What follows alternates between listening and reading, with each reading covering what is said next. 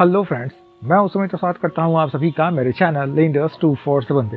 So friends, आज के इस वीडियो में हम लोग बात करने वाले हैं कि अगर आप अपना जीएसटी रजिस्ट्रेशन करना चाहते हो, अगर आपके पास आपकी कोई छोटी सी बिजनेस है और आप उसके लिए रजिस्ट्रेशन नंबर चाहते हो, अगर आप जीएसटी में रजिस्ट्रेशन करना चाहो तो आप कैसे कर सकते हो, क्या कुछ आपके पास डॉक्यूमेंट होना चाहिए, कौन कौन से डॉक्यूमेंट मैंडेटरी है, तो ये सारी इन्फॉर्मेशन मैं आपको इस वीडियो में देने वाला हूँ। तो वीडियो के अंत तक मेरे साथ बनी रहिएगा। बट इससे पहले मैं वीडियो में आगे चलूँ, अगर आपने तो चैनल को सब्सक्राइब नहीं किया है तो चैनल को सब्सक्राइब कर लीजिए, इस वीडियो को लाइक और शेयर कर दीजिए, और हमारे लिए कोई सजेशंस हो तो कमेंट बॉक्स में कमेंट जरूर कर दीजिएगा। आने वाले वीडियोस में दोस्तों मैं डेफिनेटली आपके कमेंट्स को कंसीडर करूंगा। आप लोग चाहो तो हमारे सोशल मीडिया प्लेटफॉर्म को भी फॉलो कर सकते हैं, उन सभी का लिंक डिस्क्रिप्शन बॉक्स में मैंने दे दिया है। आप लोग चाहो तो हमारे टेलीग्राम चैनल को भी ज्वाइन कर सकते हो। मैं कोशिश करता हूँ दोस्तों टेलीग्राम चैनल के द्वारा आपकी किसी भी क्वेरी का जवाब 24 आवर के भीतर मैं आपको पहुँचा दूँ, तो आप हमारे टेलीग्राम चैनल को भी ज्वाइन कर सकते हैं।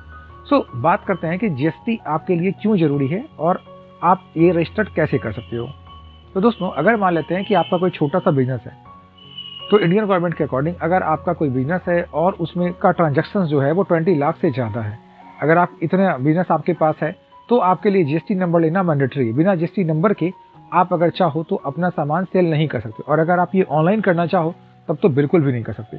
तो इसके लिए ज़रूरी है कि आपके पास आपका एक जीएसटी नंबर हो, क्योंकि बिना जीएसटी नंबर के आप बिजनेस कर नहीं पाओगे। तो जीएसटी नंबर हम ले कैसे, क्या कुछ करना पड़ेगा? तो बहुत ही सिंपल है दोस्तों, जीएसटी नंबर लेना आपके लिए बहुत आसान है। आपके पास प्रूफ के तौर पे होना क्या चाहिए, तो प्रूफ के तौर पे आपका एक आइडेंटिटी प्रूफ होना चाहिए आपके पास, जैसे कि आपका आधार कार्ड, पैन कार्ड, ये आपके पास होना मैंडेटरी है।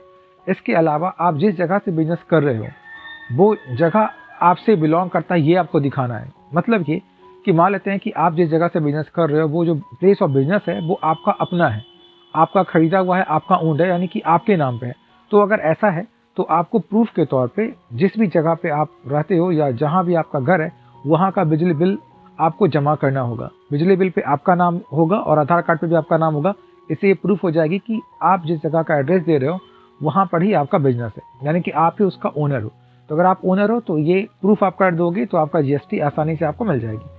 लेकिन मान लेते हैं कि अगर आपके पास अपनी प्रॉपर्टी नहीं है और आप किसी और के यहाँ बिजनेस कर रहे हैं, तो अगर आप किसी और के प्रॉपर्टी पे बिजनेस कर रहे हो या किसी और के यहाँ आप मतलब बिजनेस संभाल रहे हो, तो आपको इसके लिए जीएसटी लेने के लिए होगा यूँ कि आपको एक कंसेंट लेटर चाहिए होगा। आप जिस भी जगह से बिजनेस कर रहे हो वहाँ का जो लैंड लॉर्ड होगा या फिर लैंड ओनर होगा उसका एक कंसेंट लेटर आपके पास होना जरूरी है। या फिर अगर कंसेंट लेटर नहीं है तो अगर आपने वहाँ पे एग्रीमेंट करवा रखा होगा बिजनेस का, तो आपके पास एग्रीमेंट आपका होना जरूरी है। अगर आपके पास एग्रीमेंट है तो भी आप अप्लाई कर सकते हो जीएसटी के लिए। ऐसे सिचुएशन में होगा क्या कि यहाँ पे आपको आपका जो भी लैंड ओनर है उनके नाम का बिजली बिल जमा करना पड़ेगा, और उनका और आपके बीच का जो एग्रीमेंट है वो दिखानी होगी। तो जब आप एग्रीमेंट और उनका बिजली बिल जमा कर दोगे, यानी कि आपके लैंडलॉर्ड का बिजली बिल दे दोगे और अपना एग्रीमेंट दिखा दोगे, तो भी आपको आपकी जीएसटी मिल जाएगी। आपके पास फिर से आधार और पैन का होना जरूरी है। एक बात और याद रहे कि जब आप अपना पैन डिटेल वहाँ पे डालते हैं तो बहुत बार वो ऑफलाइन ही हो जाता है और बहुत बार ये ऑनलाइन होता है। तो आप दोनों ही सूरत में ये कर सकते हैं। ऑफलाइन भी आप जमा कर सकते हो अपने आधार को, और अगर आप चाहो तो ऑनलाइन भी जमा कर सकते हो। लेकिन अगर आप ये ऑनलाइन करेंगे तो याद रहे कि आपका मोबाइल नंबर आपके आधार कार्ड के साथ लिंक होना यहाँ पे जरूरी है।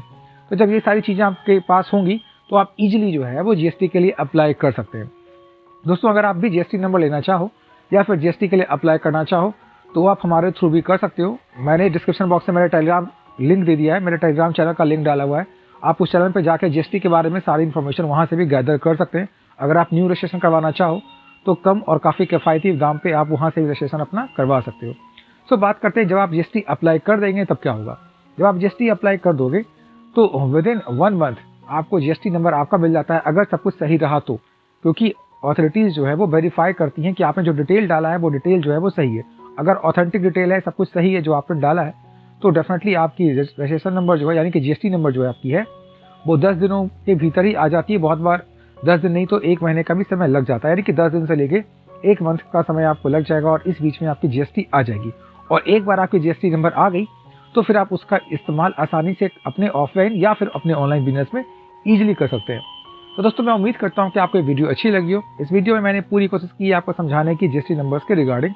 तो अगर वीडियो आपको अच्छा लगा तो वीडियो को लाइक कर दीजिए, इसे अपने दोस्तों में शेयर कर दीजिए, और अगर अभी तक आपके अपने चैनल लेंडर्स 247 को आपने सब्सक्राइब नहीं किया है तो चैनल को सब्सक्राइब जरूर कर लीजिए। Thank you for watching.